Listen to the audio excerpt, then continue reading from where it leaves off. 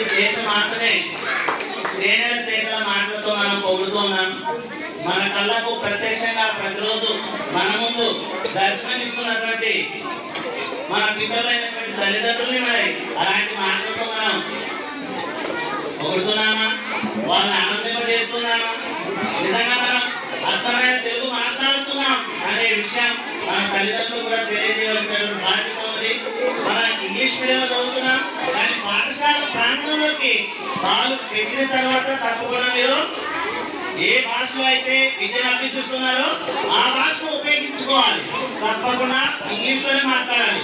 కానీ మనం ప్రాంగణం దాటి వెళ్ళిన తర్వాత ఇంగ్లీష్ లో మాట్లాడుకోవచ్చు, లేదా మన మాతృభాషలో సంతోషంగా మన యొక్క సంభాషణ కొనసాగించుకోవచ్చు. అలాంటి విషయం తెలియజేసినట్టు మన సాత్విక గ్రూప్కి ప్రత్యేక ధన్యవాదాలు తెలియజేస్తున్నాం. ఇప్పుడు 5వ తరగతి నుంచి వికాస్ సమరి భారతీయ వీరుల మంత్రులు మన ముందుకు పాట పాడడానికి వస్తూ ఉన్నారు. వికాస్ సమరిని సాధారణంగా చప్పట్లతో ఆహ్వానిద్దాం. చప్పట్లపట్టండి.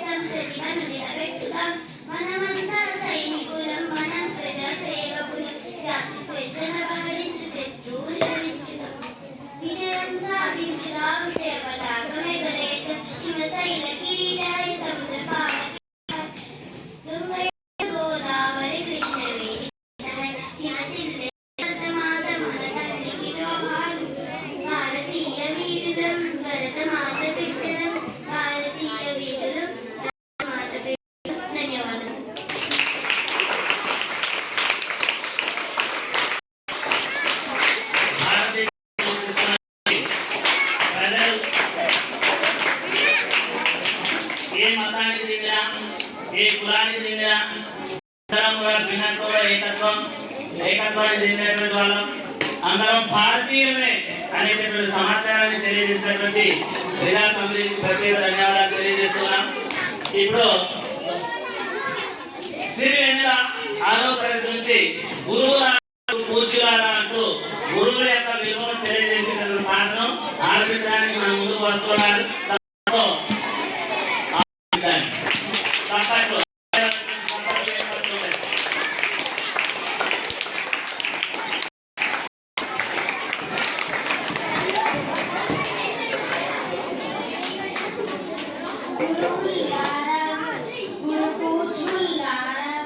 కనిపించే దైవం మీరే, ఆ సరస్వతి రూపం మీరే, అక్షర